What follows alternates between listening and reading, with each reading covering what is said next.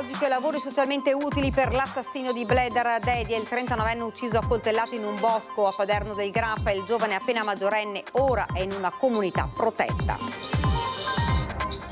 Lo sconcerto della famiglia della vittima per la decisione di inserire il 18enne nel programma della messa alla prova, sensazione di impunità le parole della moglie. L'ondata di maltempo di queste ore ha colpito anche la Marca, diversi alberi caduti da Treviso, Quinto e Silea, strade allagate, disagio al traffico. La frana di Cancia a Borca di Cadore, un mare di detriti e rocce, decine di residenti evacuati, danni ingenti e Alemagna bloccata, resta l'allerta per le prossime ore. Il racconto dei testimoni della frana tra paura ed esasperazione e polemica per l'allarme attivato in ritardo, Zaia firma lo stato di emergenza. Iniziati oggi il processo ad una coppia accusata di stalking e minacce alle maestre e danni all'asilo di Quinto. Il motivo? I piccoli alunni facevano troppo rumore. Anziano trovato senza vita in casa a Valdobbiadene, il suo cane l'ha vegliato per ore. Ieri in Alpago la tragica fine del 67enne di Nervesa, morto in escursione. Anche in questo caso il suo piccolo amico è rimasto a lungo vicino al corpo. Oggi il nulla osta della questura, entro 2 settimane l'arrivo del taser a Conegliano, primo comune della Marca a dotarsi dello strumento, personale già formato, l'iter avviato a Treviso e Mogliano. Oltre 900.000 telespettatori davanti alla TV ieri nella giornata della Dunata Triveneta di Conegliano per seguire il racconto delle emittenti del gruppo Media Nord-Est. Oltre 760.000 telespettatori per le nostre emittenti nella giornata di sabato, un successo straordinario per le penne nere e per Media Nord-Est, da sempre le TV ufficiali degli alpini.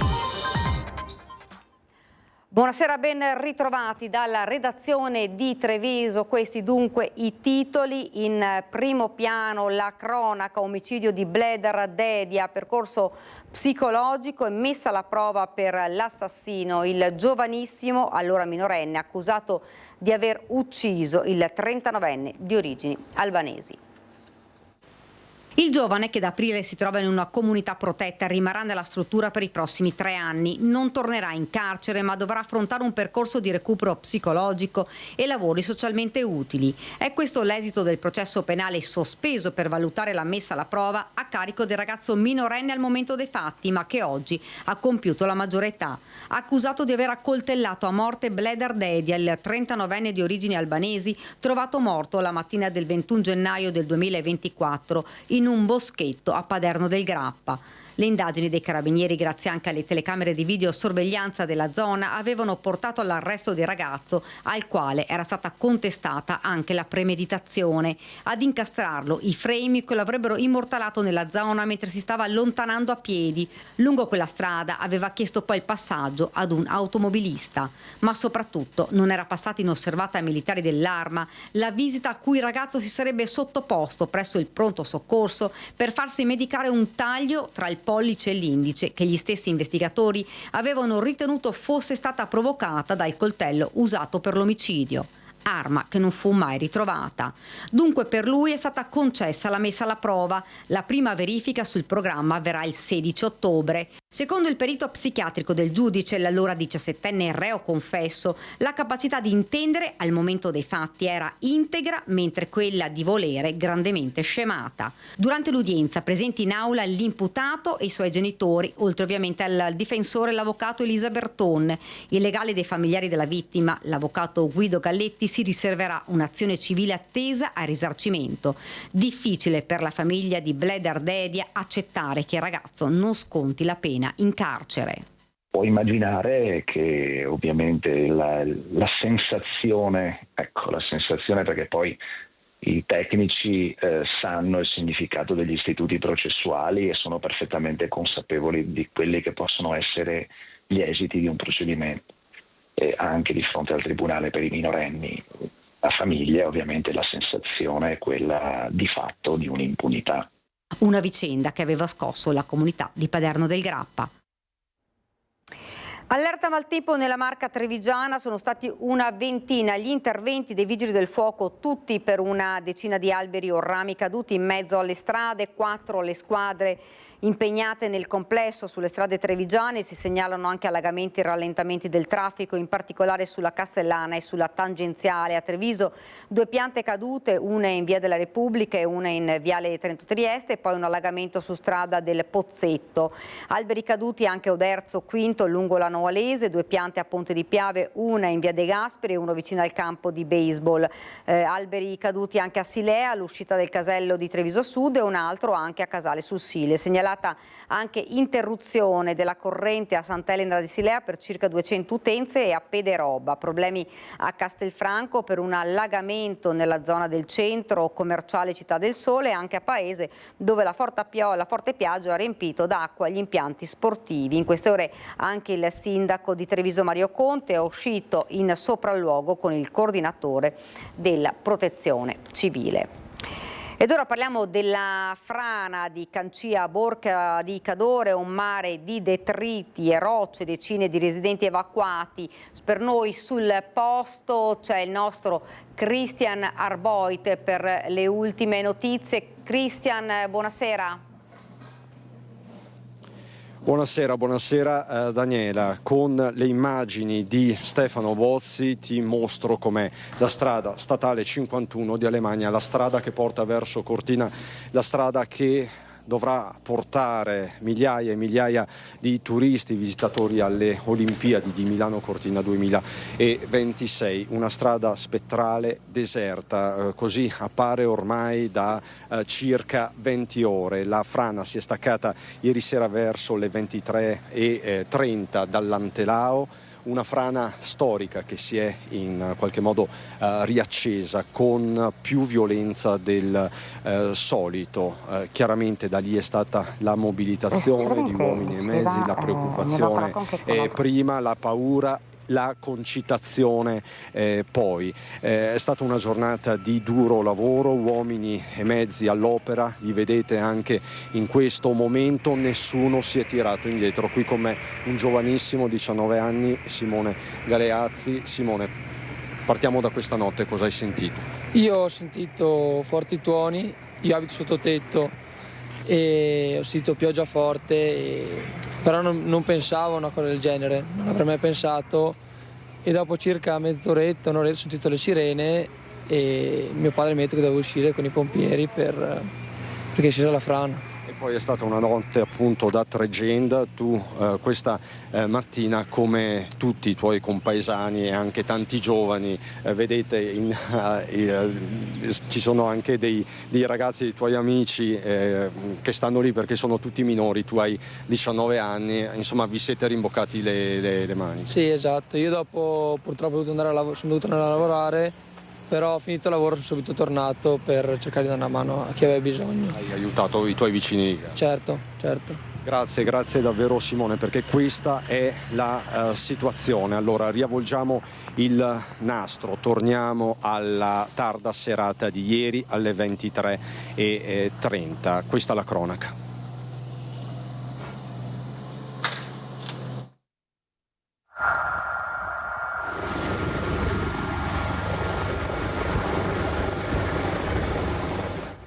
Sono le immagini girate dall'alto dall'elicottero Drago dei Vigili del Fuoco a circoscrivere il fronte dell'emergenza, a raccontare di una strage sfiorata ai piedi dell'Antelao con un fiume di fango, massi e detriti che ha letteralmente sommerso il cuore della frazione di Cancia, uno scenario lunare, quello che si sono trovati davanti i residenti e soccorritori, che ha portato alla chiusura della strada statale 51 di Alemagna, isolando Cortina e paesi limitrofi dal resto della Valle del Boite, una frana storica che si è riaperta poco dopo le 11 di sera a seguito di un nubifragio violentissimo. Erano quasi le 11:30, poche parole, proprio il rumore della frana venire giù. Noi abitiamo qua al piano terra e ci siamo affacciati e purtroppo abbiamo visto tutto questo che vedete e siamo scappati fortunatamente al piano di sopra. La casa non ha danni, per fortuna noi non abbiamo avuto acqua in casa, ha girato solo intorno, però sì, è stato un bel trauma, un bello spavento. Da ieri sera alle 11:30 siamo mai andati a dormire, abbiamo cercato di pulire subito perché come vedete questa cosa se si asciuga è intoglibile, è un disastro. È una corsa contro il tempo. Sì. Se vuoi tenere le cose un po' decenti, sì, poi piove di nuovo e bisogna tenere il più pulito possibile, che se dovesse venire speriamo di dare qualcos'altro giù, siamo più preparati, insomma almeno è tutto pulito. Almeno 3 le colate detritiche che si sono sviluppate a valle, mentre in quota così si presenta la briglia di tecnologia nipponica alta 10 metri progettata dalla provincia per distruggersi nel caso di frana e dissiparne l'energia. Distrutta è distrutta, ma tanti massi sono comunque caduti e andati oltre, rotolando giù inesorabilmente. Diverse le auto rimaste intrappolate nella morsa del fango. C'è chi, come Michele, ha deciso di lasciare la propria abitazione, ingentissimi danni. Il tempo sta peggiorando e ci hanno avvertito comunque che non è sicuro stare con questo tempo, e quindi quando incominciava a piovere dovevamo andare via, ecco. E allora torneremo domani sperando che sia meglio il tempo. Avevamo una macchina, un furgone, e una macchina non si trova più, il furgone spunta e si vede il tetto, ecco. La memoria collettiva è subito andata a quella maledetta notte del luglio 2009, quando una frana simile, ma forse meno potente, travolse la villetta di Giovanna Belfi, 82 anni, e del figlio Adriano Zanetti, 63, uccidendoli. Da allora numerosi gli interventi, capofila alla provincia. C'è chi dice che non hanno funzionato, chi invece afferma che sono serviti a evitare il peggio, e non manca la polemica. Altro capitolo il sistema d'allarme, che non avrebbe funzionato correttamente. La sirena è stata udita quando il fango era già ovunque. Noi a casa non l'abbiamo proprio sentito, l'abbiamo sentito dopo, quando eravamo già fuori di casa. Quindi l'allarme, adesso non lo so se doveva partire prima o cosa, però mi dicono che non ha suonato, noi non l'abbiamo sentito solo dopo che la frana era già scesa. A Cancia si è sparato senza soluzione di continuità, tutti si sono tirati sulle maniche. Sul posto il presidente della provincia di Belluno Roberto Padrina e l'assessore regionale Giampaolo Bottaccin, che torna ai giorni difficili del 2009. Fino al 2009 questa frana era di competenza della regione, poi ci fu un evento in luglio del 2009, provocò 2 vittime, io ero presidente della provincia, il comitato frazionale chiese che se ne occupasse la provincia e quindi la regione affidò alla provincia la competenza su questa frana. Da allora la frana è stata gestita dalla provincia e quindi io sono qui come assessore della protezione civile per dare il supporto di protezione civile al sindaco. Ovviamente sulla frana, sugli interventi che sono stati realizzati non sono in grado di dare nessun tipo di giudizio o opinione. Nel primo pomeriggio ancora pioggia e nuovo allarme, questo angolo di Cadore resta senza pace. Dobbiamo anche aumentare contemporaneamente il livello dove eravamo.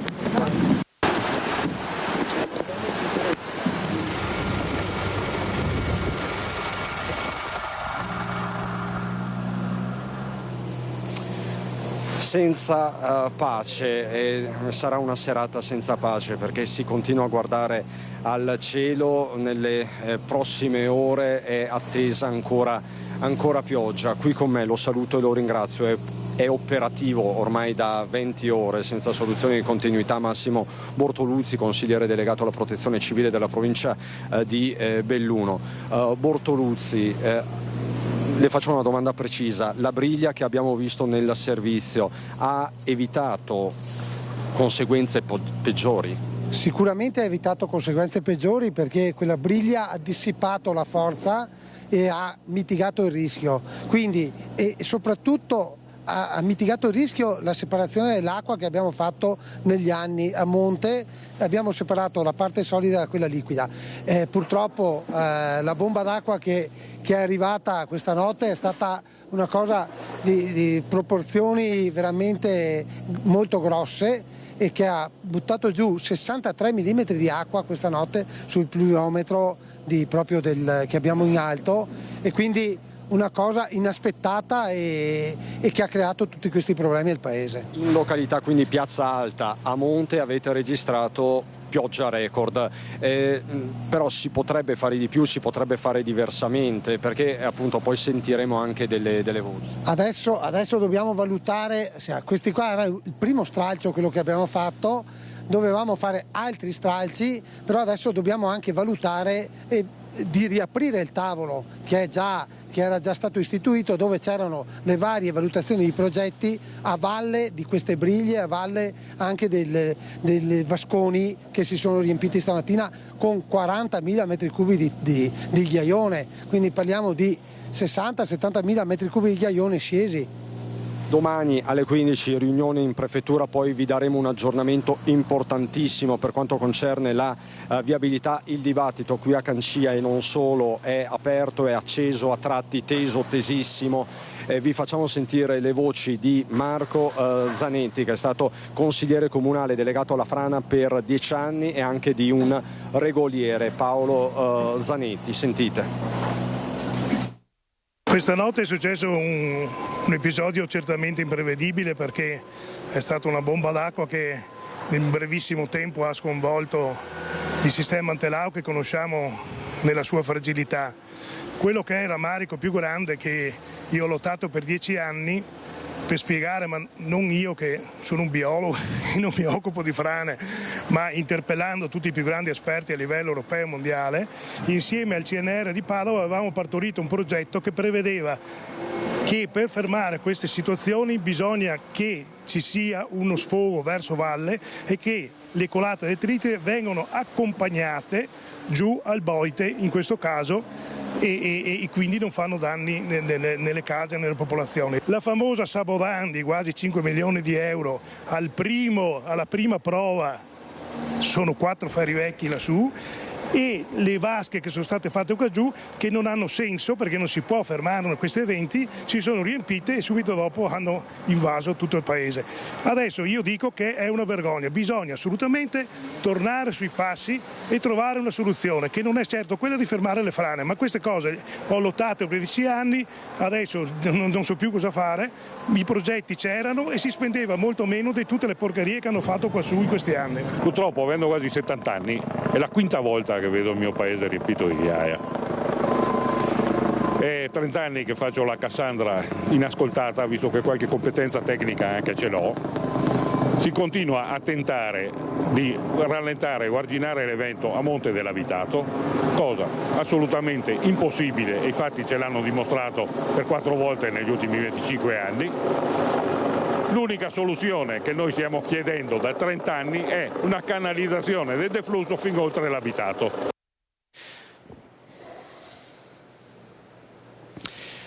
Tutta questa zona che vedete oggi a mezzogiorno e poi fino al tardo pomeriggio praticamente era impraticabile. Uomini e mezzi hanno operato, hanno sgomberato l'area e i danni sono ingentissimi e davvero possiamo capire cosa è successo. Vi mostro con Stefano Bozzi questa istantanea. La furia della frana ha trascinato praticamente a ridosso del torrente Boite quella macchina e probabilmente è la macchina di cui parlava il signore che avete sentito nel primo servizio, che non trovava la sua macchina. Probabilmente quella è la macchina, quindi questo per darvi la dimensione. Massimo Bortoluzzi è rimasto con me, Stefano Bozzi, la dimensione di quello che è successo. È la forza che è stata messa in gioco con tutta quell'acqua che è caduta. Senta Bortoluzzi, diamo un aggiornamento importante. Lei ha sentito adesso gli ingegneri di ANAS, la strada resta chiusa, la strada Alemagna verso Cortina resta chiusa. La strada da e per Cortina rimarrà chiusa anche probabilmente tutta la giornata di domani, quindi questa notte non si transita, è aperta solo per emergenze e per le forze dell'ordine. Da domani faremo una riunione alle 15 con la prefettura, con il prefetto e tutti gli organi deputati ad intervenire su questo disastro che è successo. Si deciderà se aprire o meno. Probabilmente rimarrà chiusa anche domani se ci saranno previste precipitazioni, però dobbiamo attendere la riunione di domani pomeriggio. Grazie Bortoluzzi. Solo il tempo di darvi conto di alcune reazioni politiche. La prima quella di Luca De Carlo, bellunese, presidente della Commissione Industria e Senato, Industria e Agricoltura al Senato, che appunto ha assicurato l'impegno dell'esecutivo. c'è anche una nota di Luca Zaia, ci sono anche delle dichiarazioni di Luca Zaia che appunto dichiarerà lo stato di calamità, e vi facciamo sentire proprio Zaia con le parole di Zaia, e con questa istantanea vi restituiamo la linea qui da Cancia, io e Stefano Bozzi. Io ho firmato lo stato d'emergenza, è una vecchia conoscenza questa frana, non è che stiamo parlando di una novità. Purtroppo quando ci sono questi eventi meteorologici importanti si muove di più, e quindi sono questi ghiaioni, questa colata diciamo di fango, di ghiaioni che scende a valle, e in quella zona, Cancia in particolar modo, e quindi parliamo di Borca, è una realtà che conosciamo, che è monitorata, e questa è la natura. Cioè, se qualcuno pensa che si possa risolvere anche questa una bacchetta magica, noi non ce l'abbiamo, perché bisogna andare lì a capire che mole c'è di frana, che è importante, che viene metodicamente e continuamente movimentata anche con dei mezzi pesanti per il trasporto. Continuiamo ora con la cronaca. Si è avvalso della facoltà di non rispondere Mohamed Diarra, il 31enne del Mali, arrestato dai carabinieri per aver tentato, armato di un coltello, a stuprare una ragazza di 27 anni che si trovava da sola nei giardini pubblici Cadiedo a Oderzo. L'uomo, difeso dagli avvocati Giorgia Cenedesi e Alessandra Rec, è comparso davanti al GIP Piera De Stefani, ma si è chiuso nel silenzio. Il pubblico ministero Barbara Sabatini ha chiesto che il 31enne resti in custodia cautelare nel carcere di Treviso. Non è escluso che venga disposta anche una perizia psichiatrica. L'uomo aveva già avuto problemi legati alla salute mentale. Urta uno scooter e fugge senza soccorrere la conducente, denunciato un 25enne rumeno rintracciato dai carabinieri poche ore dopo l'incidente. Ha investito una donna in scooter e si è dato alla fuga senza prestare soccorso. È quanto accaduto nella serata di ieri, intorno alle 21 a Sacile, lungo la strada statale 13, all'altezza dell'incrocio con via Trento. Secondo quanto ricostruito, alla guida di un Opel Corsa c'era un cittadino rumeno di 25 anni. Il giovane, per causa ancora in fase di accertamento, ha urtato uno scooter su cui viaggiava una donna di 49 anni, residente a Conegliano. L'impatto l'ha fatta cadere sull'asfalto, mentre l'automobilista ha proseguito la marcia, allontanandosi dal luogo dell'incidente senza fermarsi a prestare aiuto. Sul posto sono intervenuti tempestivamente gli operatori sanitari del 118 che hanno soccorso la donna e l'hanno trasportata all'ospedale Santa Maria degli Angeli di Pordenone. Le sue condizioni non sarebbero gravi, i medici hanno emesso una prognosi di 5 giorni. Nel frattempo i carabinieri si sono messi subito al lavoro per ricostruire l'accaduto e risalire al conducente della vettura. Le indagini hanno portato all'identificazione del 25enne residente a Treviso, che è stato denunciato per omissione di soccorso e fuga in caso di incidente stradale. Iniziato il processo ad una coppia accusata di stalking, minacce alle maestre e danni ad un asilo di Quinto. Il motivo? I piccoli alunni facevano troppo rumore. Il vociare dei bambini li avrebbe molestati al punto da mettere in atto da aprile del 2022 al giugno dello stesso anno atti persecutori nei confronti dell'amministratrice e legale rappresentante di un micronido di Quinto. La coppia protagonista, moglie e marito, è così finita a processo per i ripetuti atti vandalici sulle strutture e per le molestie che avrebbero inflitto anche ai danni di alcune operatrici. I due coniugi, difesi dall'avvocato Michela Sabatini, entrambe 55 anni, devono rispondere, oltre che di stalking, anche di getto di cose pericolose. Sull'uomo, invece, anche un'accusa di danneggiamento. Anziano trovato senza vita in casa a Valdobbiadene, il suo cane l'ha vegliato per ore. Ieri in Alpago la tragica fine del 67enne di Nervesa, morto in escursione, anche in questo caso il suo piccolo amico è rimasto a lungo vicino al corpo. In due angoli diversi del Veneto, nel giro di poche ore, si sono consumate due tragedie che raccontano però l'amore e la fedeltà che i cani dimostrano nei confronti dei loro padroni. Un affetto smisurato che non conosce confini. A Valdobbiadene, in un appartamento di via Roma, Luigi Daldin, 78 anni, è stato trovato senza vita nella sua abitazione. A lanciare l'allarme sono stati gli assistenti sociali del comune, preoccupati per il suo silenzio e impossibilitati ad accedere all'abitazione. Prima della l'arrivo dei vigili del fuoco, un medico e un'infermiera del SUEM sono riusciti, grazie all'aiuto di un vicino e a una scala a pioli, ad arrampicarsi fino a una finestra del bagno al primo piano. Una volta entrati, si sono trovati davanti a una scena struggente. Accanto al corpo dell'uomo, ormai privo di vita da diverse ore, c'era il suo cagnolino fermo al suo fianco. Non abbaiava, non si muoveva, vegliava con una pazienza e una fedeltà che hanno toccato il cuore di tutti i presenti. Nessun rumore, nessuna richiesta d'aiuto, solo l'attesa silenziosa, forse la speranza che il suo amico si svegliasse. Poche ore dopo, un'altra scena analoga si è consumata sui monti di Chiesta al Pago. Walter Affori, 67 anni, residente a Nervesa della Battaglia, è stato trovato senza vita in una raduna a Pian dei Tac. Anche lui, stroncato da un malore, si è accasciato mentre era in compagnia del suo pastore boemo, ed è stato proprio il cane a lanciare l'allarme abbaiando quando due giovani escursionisti si sono visti venire incontro l'animale agitato lungo il sentiero del Guslon.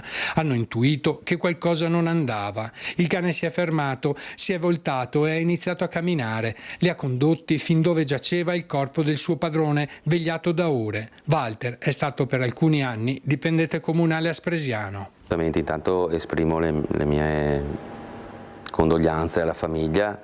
Walter era assolutamente una persona conosciuta a Spresiano. Si aprono anche tanti pensieri dal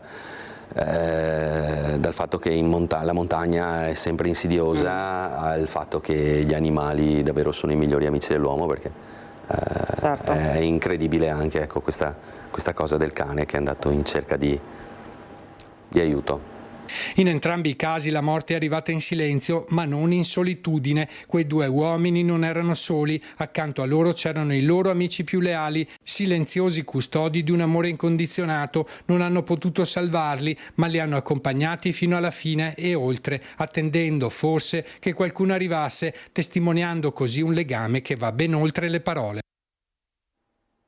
E continuano i controlli da parte dei carabinieri nei cantieri edili. I carabinieri del Nucleo Ispettorato del Lavoro di Treviso hanno sospeso l'attività di 5 aziende edili come risultato dei controlli straordinari sulle norme per la tutela della salute e della sicurezza nei luoghi di lavoro. Tra le anomalie registrate, operai impegnati sui ponteggi o tetti senza protezioni e 3 lavoratori in nero senza contratto. Controlli non solo nel settore dell'edilizia, ma anche degli esercizi pubblici.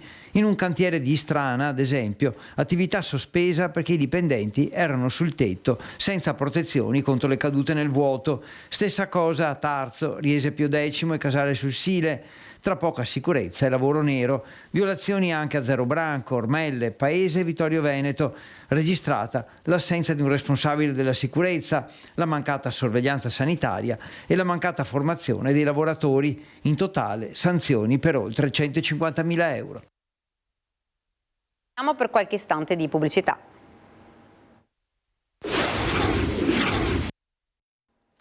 Rieccoci nuovamente in studio, siamo a Treviso, a distanza di 15 giorni dall'istituzione della zona rossa nel quadrante della stazione e di Via Roma. Il bilancio del sindaco Mario Conte è decisamente positivo. Sono state azzerate le richieste di intervento da parte delle forze dell'ordine, quindi devo dire che siamo soddisfatti.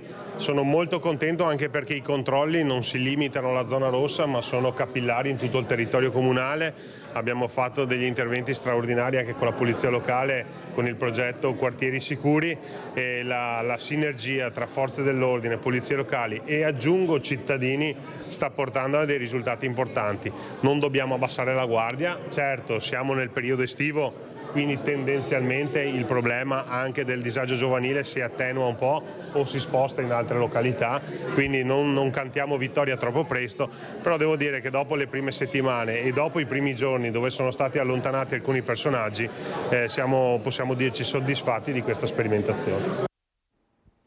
4 Taser sono in arrivo a Conegliano, primo comune della Marca ad acquistarli e verranno utilizzati dagli agenti della polizia locale. Intanto è positivo il bilancio della Dunata degli Alpini.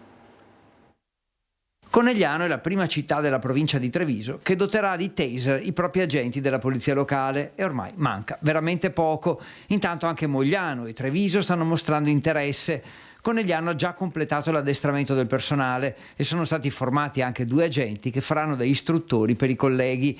I 4 taser acquistati erano rimasti bloccati alla dogana di Roma per un intoppo burocratico. Era scaduto il nulla osta, rinnovato proprio in queste ore. È partito e per cui mi hanno confermato che nel giro di pochi giorni arriveranno e saranno subito operativi, proprio perché il personale è già formato, quindi si inizia il periodo di sperimentazione così come vuole la norma. Un periodo di 6 mesi durante il quale verranno valutati tutti gli aspetti pratici. Un agente porta il taser, in pattuglia si va almeno in 2 e l'altro serve da supporto. Comunque entrambi devono essere formati per poter gestire la persona, per poter cercare di posizionare la persona in modo corretto affinché poi nell'eventuale caduta non dovesse avere problemi a sbattere contro qualche oggetto. Intanto si fa il bilancio della Dunata degli Alpini, che ha portato a Conegliano più di 100.000 persone in 3 giorni. La polizia locale ha impiegato 30 agenti, tutti disponibili a turni senza limiti di orario. Qui proprio in comando polizia locale avevamo aperto il COC, centro operativo comunale, e con una centrale operativa avanzata interforze, quindi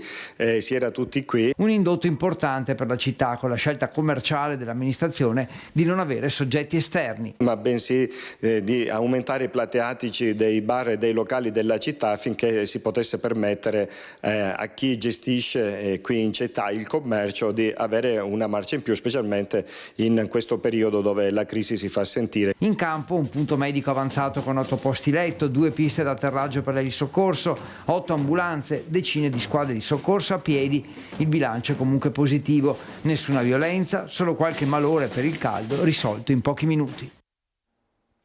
Oltre 900.000 telespettatori davanti alla televisione domenica nella giornata della Dunata Triveneta di Conegliano per seguire il racconto delle emittenti del gruppo Media Nord-Est di questo importante evento. Oltre 760.000 spettatori per le nostre emittenti nella giornata di sabato a certificare un successo straordinario per le Penne Nere e per Media Nord-Est, da sempre le TV ufficiali degli alpini. Gli alpini tornano dove è il loro cuore e il gruppo Media Nord-Est è ancora una volta con le Penne Nere per raccontare le emozioni, i volti, le storie, la musica del mondo alpino. Il raduno del terzo raggruppamento conegliano ha portato tutto questo nelle case di oltre 1.600.000 telespettatori nei 2 giorni della Dunata del centenario della sezione coneglianese. Il grafico dei dati certificati Auditel conferma che un enorme numero di persone ha seguito il racconto delle celebrazioni dalla tarda mattinata di sabato fino alla grande festa di piazza, con i cori nelle chiese e l'inno nazionale cantato da migliaia di voci in un'unica voce nella scalinata che porta proprio il nome delle Penne Nere. Una giornata, quella di sabato, che supera negli ascolti certificati Auditel le 760.000 persone raggiunte dalle emittenti del gruppo Media Nord-Est.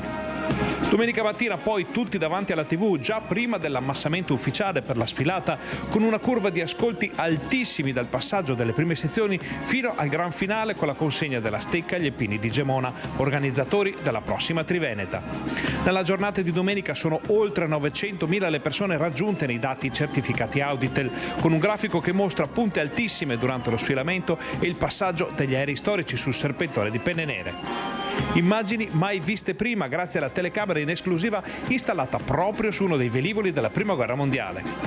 Spettacolo e cuore, musica e ricordi, impegno e condivisione dei valori hanno rinnovato ancora una volta il sodalizio fra le Penne Nere e il gruppo Media Nord-Est, con il sigillo della fiducia e dell'affetto dei telespettatori che hanno deciso di premiare nuovamente l'impegno di chi da sempre porta nelle vostre case lo spirito dell'alpinità, le storie, la vicenda umana e storica degli alpini. Dopo i pinguini tattici nucleari, Villorba si dice pronta a nuovi grandi eventi. Il sindaco Soligo spegne le polemiche su navette e pulizia e lancia l'estate al parco di Villa Giovannina 13 appuntamenti tutti gratuiti che valorizzeranno sport, musica e cultura. Dopo i pinguini tattici nucleari, Villorba è pronta ad ospitare altri eventi. Dalla viabilità alla ricettività, il bilancio è certamente positivo. La giornata pinguini è andata molto bene da quanto riguarda il piano parcheggi, da quanto riguarda la viabilità, e devo ringraziare soprattutto la questura, i carabinieri, Guardia di Finanza, perché hanno fatto veramente un lavoro egregio, e la protezione civile e il comune di Treviso, perché questo è stato condiviso anche col comune di Treviso. C'è comunque chi si è lamentato della MOM e delle navette, ma anche della pulizia da parte di Contarina. Il sindaco però rimanda al mittente le accuse e si dice pronto a continuare. MOM ha fatto un ottimo servizio, le navette hanno girato fino all'1:30 perché io ero qui con la questura, quindi è andato tutto bene. Insomma, un voto 9 perché si può sempre migliorare. Devo ringraziare la Contarina perché già il sabato e la domenica mattina ho fatto un giro personalmente, erano a lavoro per ripulire tutta l'area. Infatti chi è transitato in Viale Felix e Viale Repubblica non ha trovato una bottiglietta o una latina. E intanto riparte anche estate a Villorba, la kermesse organizzata dal comune per permettere anche a chi non andrà in vacanza di godere delle bellezze degli artisti del territorio.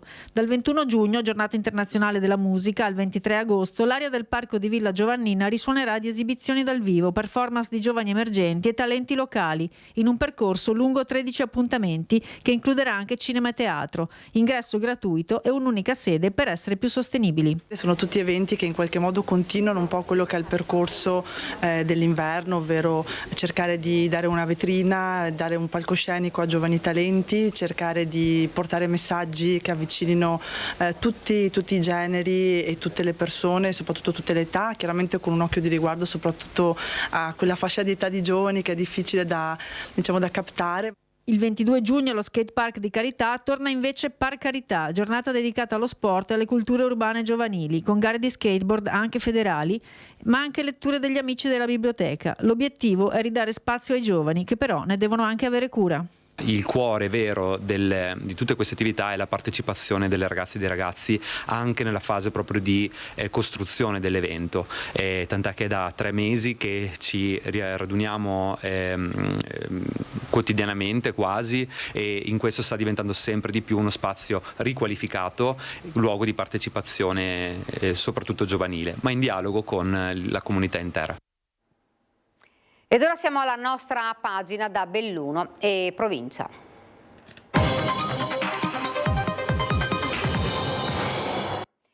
In apertura la frana a Cancia di Borca di Cadore, dove per noi c'è il nostro Christian Arboit. Christian, buonasera.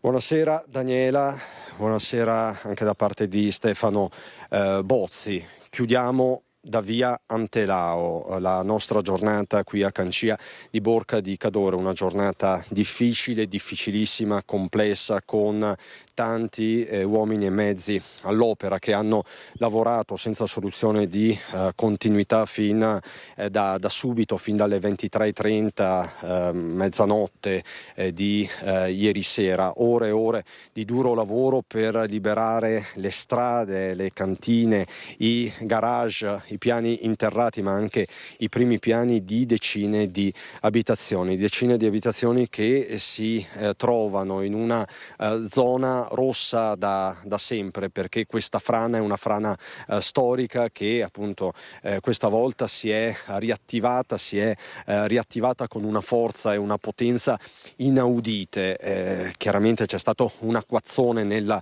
giornata di ieri, un vero e proprio nubifragio. È rimasto con me, lo saluto davvero e lo ringrazio nuovamente, Massimo Bortoluzzi, consigliere delegato alla protezione civile della provincia di Belluno. Proprio la provincia è competente per le opere lungo la frana. Abbiamo parlato tanto di quella briglia di tecnologia nipponica, dei milioni di euro che sono stati investiti, del fatto che bisognerà fare di più e che adesso si apre un tavolo. Ci sono anche le polemiche, ve ne abbiamo dato conto, però appunto questo è ancora il momento dell'emergenza. Che cosa si prevede nelle prossime ore, Bortoluzzi? Bene, nelle prossime ore sono previste ancora alcune precipitazioni e proprio per questo la Lemagna rimarrà chiusa ancora per la giornata per la nottata e anche per la giornata di domani. Dopo faremo una riunione e valuteremo il caso di riapertura della Lemagna con i tecnici dell'ANAS. Domani alle 15 c'è questa riunione in prefettura. Domani l'ANAS deciderà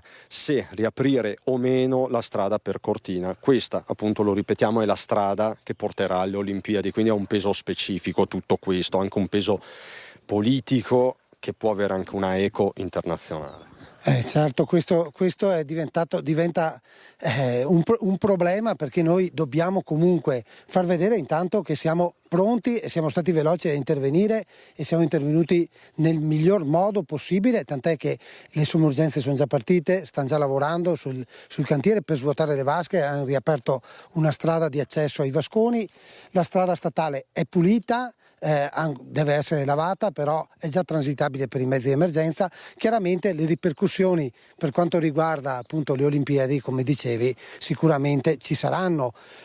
Dobbiamo comunque trovare subito la soluzione, trovare il modo di riaprire quel tavolo che era già aperto per risolvere questo problema. Ecco, questo è il tema, e serviranno probabilmente anche nuove risorse. Grazie Massimo Bortoluzzi. Se vuole facciamo un'ultima camminata con Stefano Bozzi, proprio per darvi l'ultima fotografia di giornata. Riguardiamo quel masso, uno dei tanti caduti, massi che hanno sfiorato paurosamente le case, ma che fortunatamente non hanno provocato feriti e vittime, perché questo lo possiamo dire, e lo possiamo dire dopo tante ore di diretta. Davvero poteva accadere una strage. Non sono frasi fatte, le solite frasi giornalistiche, ma appunto è un dato effettivo che stiamo toccando con mano. Da Viantelau per il momento è tutto. Chiaramente ritorneremo in diretta